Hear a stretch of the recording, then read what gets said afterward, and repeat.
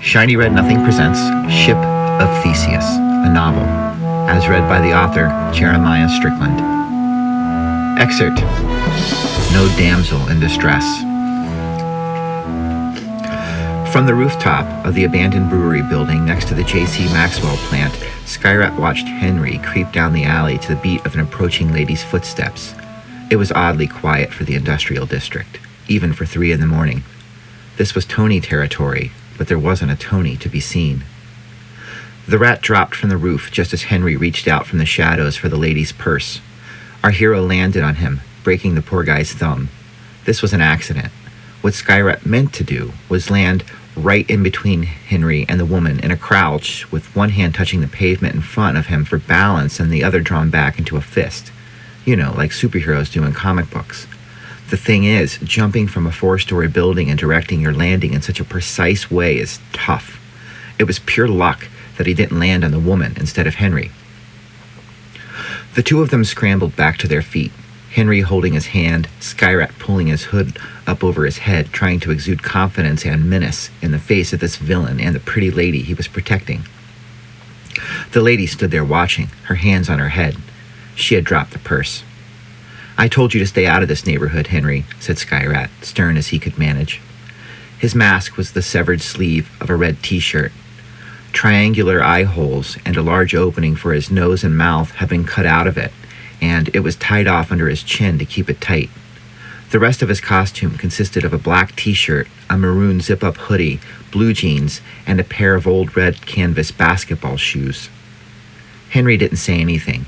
He just stood there, hunched over at the entrance to the alley, clutching his injured digit to his belly, swaying like a canoe in a lake. He was drunk.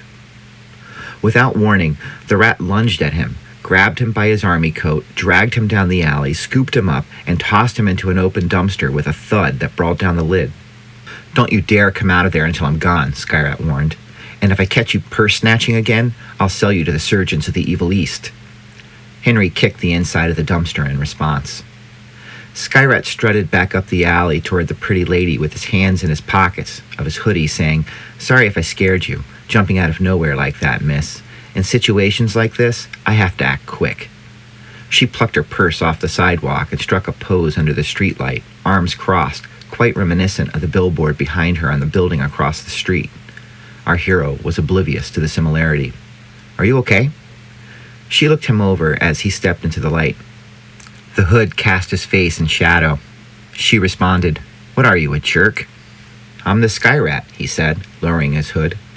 He was a young African-American man of 16. His mask was soaked in sweat and had some food stains on it. His hair, which had grown out since it was closely cropped at the beginning of the summer, was gross from all the rooftop patrolling he'd been doing that night. His smile was ear to ear. His eyes twinkled. An acute observer might have accused him of being smitten by the dark-haired beauty in front of him. "You're a bully," she said. "But—" He straightened up, looking around for an observer to back him up. "He was going to mug you." There was no one around to corroborate his story. Actually, besides a few random third shifters, drunks, and a couple of brought cultists, there were very few people here. Skyrat had found himself in Tony territory that was completely devoid of Tony triads. "I wasn't," Henry's voice echoed from inside the dumpster as he kicked it again. Skyrat was flustered. He shifted his weight to one foot and then to the other, the gun falling lightly. "Henry takes purses all the time," he assured her. "I've seen him do it, twice." "I wouldn't have let him take my purse, Skyman." She glared at him. "I can take care of myself. I certainly don't need some little boy to save me." She wasn't much older than him, a few years at most. She wore jeans and a black pea coat. Her face was kind of sparkly. Lightning struck in Skyrat's brain. "You look like Samantha Cyber," he proclaimed, his smile returning. He was a dumb kid, but she kind of liked him. "You think?" She looked up at the billboard behind her, then back to the Skyrat. On the billboard, the model sold diamonds with a look of mild disdain on her face. It was the same mask she was wearing now. "Oh my God," he gasped. "You are Samantha Cyber." She had cybernetic enhancements, sleek ribbons of complex metallic hardware slithering down her right arm. It was a medical necessity to mitigate nerve damage, but it gave her a unique, striking, commercially viable look. Samantha sighed, turned, and walked away from the boy, knowing he would follow. He did. I just saved Samantha Cyber from a purse snatching. His voice was pitched about an octave above normal. So weird to see you human-sized. I mean, because you're so big on the billboard. Not that you're big, you're small. You're a teeny tiny little girl, lady, woman. I mean, stop following me. He didn't. I'll walk you home. The industrial district isn't safe at night. This is Green City. No place is safe at night in this toilet. Yeah, but you're famous. He stopped. Why are you out here all by yourself so late? She stopped, calculating her response. You're famous too. Somewhere, a cat in heat began screaming like a baby. Samantha could smell urine. Why are you out here all by yourself? I'm not famous, Skyrat blushed. I'm infamous. There's a difference. His smile was one of those contagious types. She fought the urge to show that she'd been infected by it. No difference. Infamous sounds bad, but it can work out pretty well for you if you know how to use it. Well, I mean, this is my job. Being here is what I do. Something popped and echoed in the distance. Maybe a gunshot, maybe a vehicle backfire. A brat jaywalked just east of them. There was no one else around but the yelping cat and a vagrant vomiting in a gutter. The rain was coming down harder now. Let me walk you home. I don't mind. He put his hood back up. She thought the boy was sweet and allowed him a smile. I mind, Skyman. Skyrat. Whatever. You can't walk me home. I don't like the idea of some kid knowing where my apartment is. You might tell your buddies, and then I'm going to have a bunch of little boys swarming my apartment building, hounding the attendant for autographs and trying to peek at me in my underwear. He looked around again, still no one helpful to be seen. I would never. Of course you wouldn't. In the distance, car tires squealed, stealing their attention from each other. Back to Samantha, Skyrat said, Really, you can trust me. I'm a superhero. I'll tell you what. She dug his sincerity. Give me your phone number and I'll text you if I ever need a superhero. His eyes lit up. Okay. He started going through his pockets, pulling out mobile phones. She counted 7 of them. Here, he said when he found the one he wanted. A vehicle was approaching, a poorly running gas-powered vehicle, coming fast by the sound of it. Take this number. You're sure? She took her own phone from her purse. That's the one? Yeah, he said. I think I'll put some music on it. You like For Algernon? Oh, and Star Biker has to go on there too. You ever play that? What's the number, rat boy? Skyrat. He told her the number. She called it. I can't believe I have Samantha Cyber's quathing phone number. Her phone was returned to her purse. Don't call me, I'll call you.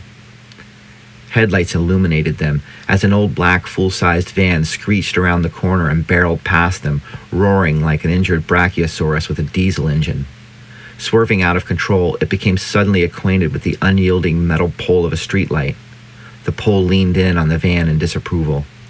Sparks spat from a busted light fixture.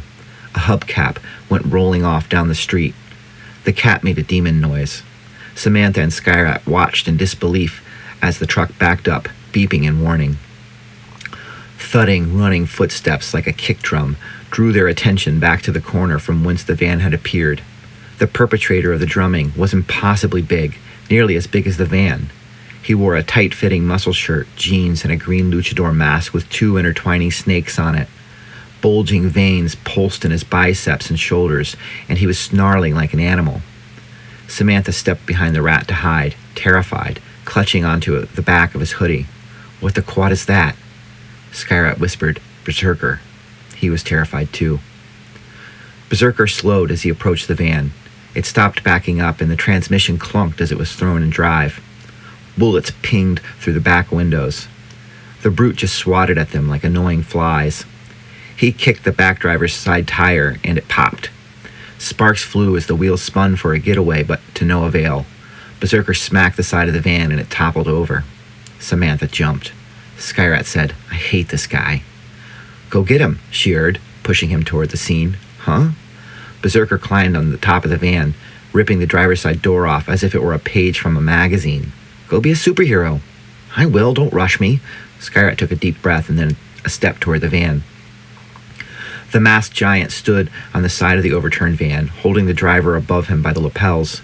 He was saying, "Tell Geronimo that if he wants him back, he can buy him back from Berserker." His accent was more European than Mexican, as far as Skyrat could tell. The driver's head was bleeding. He threw up on Berserker's shoulder. The monster just laughed. Skyrat drew one more deep breath into his lungs and said to Samantha, "You should probably run," and then ran full force in the van's direction, jumped, and launched himself at Berserker. He bounced off the villain's back as a tennis ball would from a wall, falling onto the upturned side of the van and then rolling off onto the street. Berserker dropped the driver and stepped off the vehicle. "Skyrat," he said, "the Theseus to my Minotaur. I have been missing you."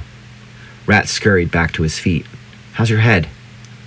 Berserker took a casual swat at Skyrat. The blow connected and sent the boy through the air and into the burned-out warehouse across the street. He smacked against it and plopped down onto the sidewalk. "Last time we met, you hit me from behind with a street sign," he growled at the boy. "That was cowardly." "Call it what you want, Tiny." Our hero took to his unsteady feet, shaking. "I stopped you from killing that poor bank manager's shih tzu, though, didn't I?" "For now." Berserker swung his fist, but the rat dodged it. The punch exploded the bricks of the building and buried the brute's arm in the wall up to his shoulder. Skyrat grabbed onto his opponent's belt, braced his foot against the wall, and flung the villain with everything he had. Berserker flew without grace back across the street, crashing into the underside of the toppled van. The impact rolled it backwards onto its roof. Berserker rolled off onto the street behind it. Skyrat smiled amidst the cloud of mortar dust, proud of himself. Still, he didn't dare take on Berserker directly. "Whatever you're after, I won't let you take it." He really needed to escape, preferably with his skull intact. A plan began to formulate. Berserker came around the upturned vehicle. "Like a mouse braving the kitchen while the cat prowls the house." His footsteps echoed off of the buildings as he marched forward. "I will play with your helpless form until I am ready to eat you alive, little pigeon." Sirens blared in the distance. Samantha had called the police. They would be equipped with weapons designed to take down the likes of Berserker. Skyrat, too, for that matter. The monster stopped in his tracks. "The corrupt master of the house awakes as well." He shifted his attention back to the van. "Fly back to your nest, little pigeon. We will have to continue our game another time." Another vehicle turned a corner onto the scene. Not the police, but a white television news van. Skyrat figured that the driver must have been nearby listening to his police scanner and was now determined to catch the story before the police arrived. Berserker tipped the black van from its roof back to its side. Skyrat raced to the news van, waving his hands at it, yelling, "Stop!" It screeched to a halt in front of him, and the driver opened the door. The headlights nearly blinded the rat. "What do you think you're doing, kid?" I yelled at him. You should know that it was me driving the van.